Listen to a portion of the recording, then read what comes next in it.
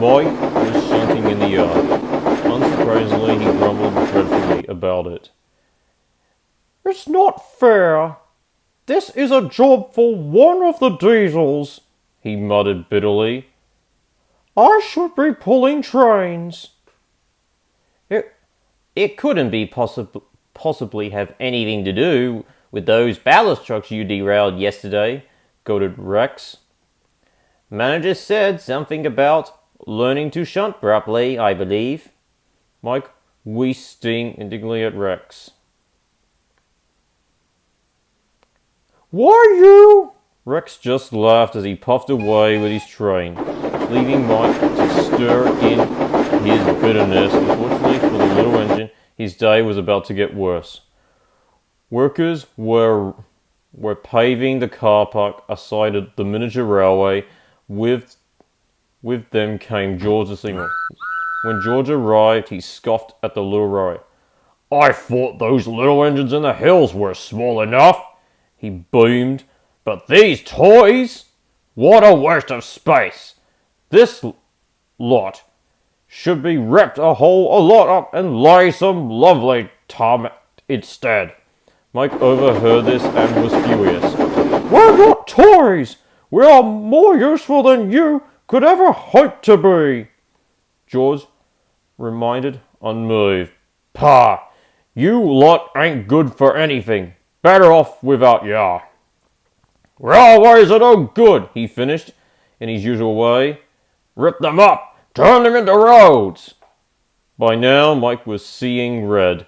He yelled at a colourful retort, but perhaps mechanically George made so much noise rolling away, Mike's words were drowned out.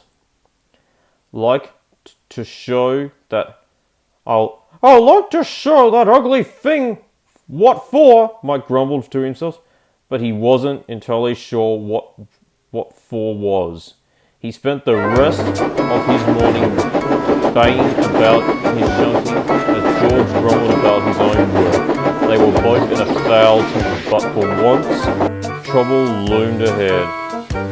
As the clock struck the hour, the men stopped work for lunch. John lumbered away to have a rest, but still grumbling as he went. Stupid engine, stupid railway, he groaned. He was so busy grumbling that he wasn't paying attention to his surroundings. Watch out, lad! cried his driver. George snapped out of his thoughts, but then it was too late.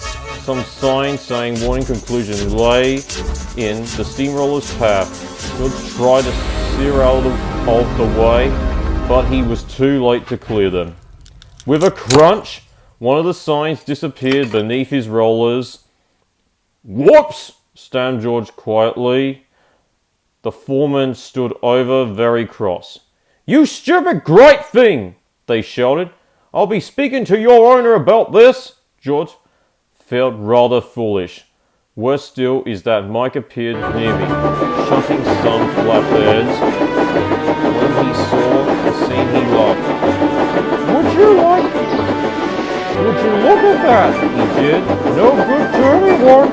That's what you are. Mike so engrossed in George's mishap, he failed to spot something critical. The points were set against him. The flatbeds hit the points and bounced at the rails. Mike came to a stop, feebly letting off steam. Oh dear! he cried. George, who was still being scolded, didn't notice the accident. So Mike was speared insults as he sat about helping to clear the mess. But it didn't stop. The small controller, having a stern words with him. Perhaps a few days in the sheds will teach you some sense, he said pointedly. Both Mike and George felt foolish. They remained uncharacteristically silent for the rest of the day.